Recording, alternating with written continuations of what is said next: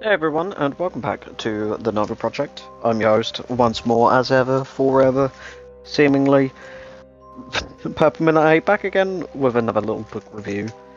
Uh, Today I'm doing Metro 2033, the basis for the video game series that I have covered all of, minus the upcoming VR game, because VR. Done by, I'm gonna butcher this, Dmitry Glukhovsky. Probably butchered it, doesn't matter.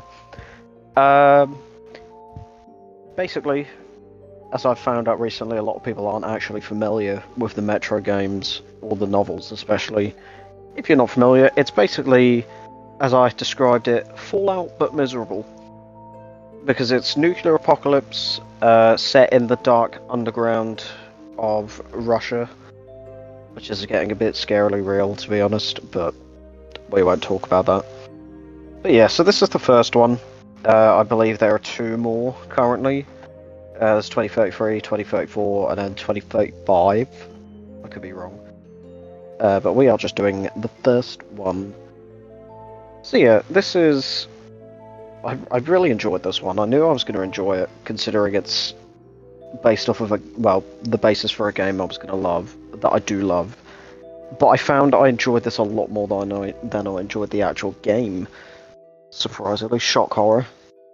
There is just so much more that happens. So much more, but also so much less. This is a lot more about the atmosphere and the world of the Metro, as opposed to just being like Artyom. Let's call him Art, because I'm just gonna keep changing my pronunciation. His journey throughout the Metro. This is a lot more about that, as opposed to just go from A to B, killing basically everyone along the way. He basically kills very few people throughout, but people still die, including children. One of them gets absolutely fucking wrecked by a Nazi. The N-word. Not that N-word. But, yeah, he gets shot, and then Artyom kills the guy, and that's basically his first kill, and he doesn't feel remorse because he wasn't a good guy. But he meets a lot of people along the way. Most of them end up being dead by the end of it. Lots of supernatural shit, particularly Bourbon, his name is. In the game, he survives. However, in this, there's gas, they call it, that seems to cause everyone to start hallucinating, but Artyom has like a sort of resistance to it, in a way. But he's able to sort of resist the effects of it, but Bourbon just goes mad, and then it's just like, okay, goodbye, and then just dies. He like snaps and stares, like his neck audibly like cracks as he stares at him. He says something and then just drops dead. Which brings Khan, who is in this book for like a chapter and then is never seen again, whereas in the game he has a much bigger role. Miller and his gang are around. The library is terrifying. Some poor guy gets eaten by a librarian, which is a weird sentence. A librarian's basically a gorilla-looking creature, except it like mimics his voice. It's awful. But yeah, there's a lot more, because there's such little violence in this. It's much more shocking when people actually die, like quite grim.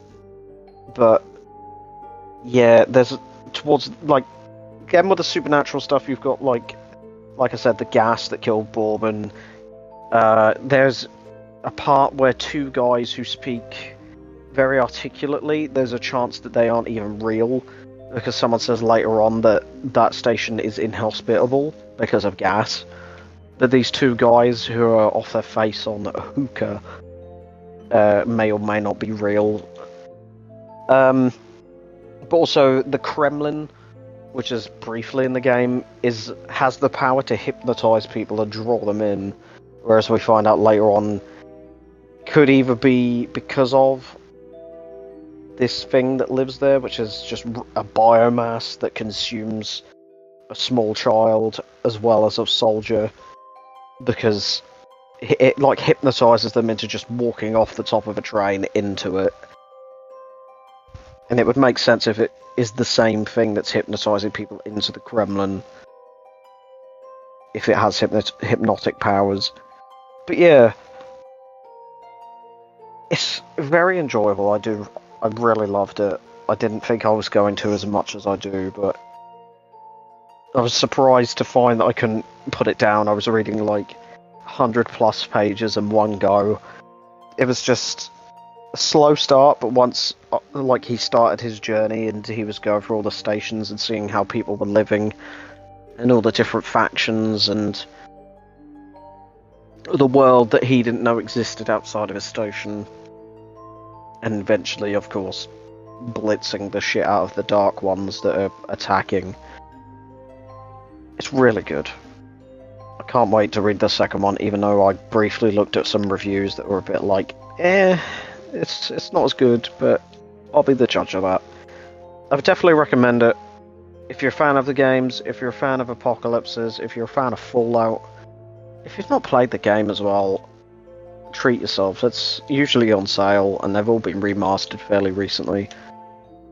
Go treat yourself, go watch it, or you can watch it on the channel. Yeah, there's that.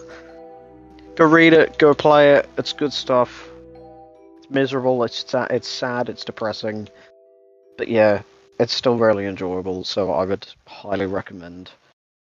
But yeah, other than that, just a little quick one. I've been your host as ever, Purple8. My batteries are going to die, so I'm quickly trying to scoot. Thank you ever so much for listening, and I will see you, who knows, when I read another one.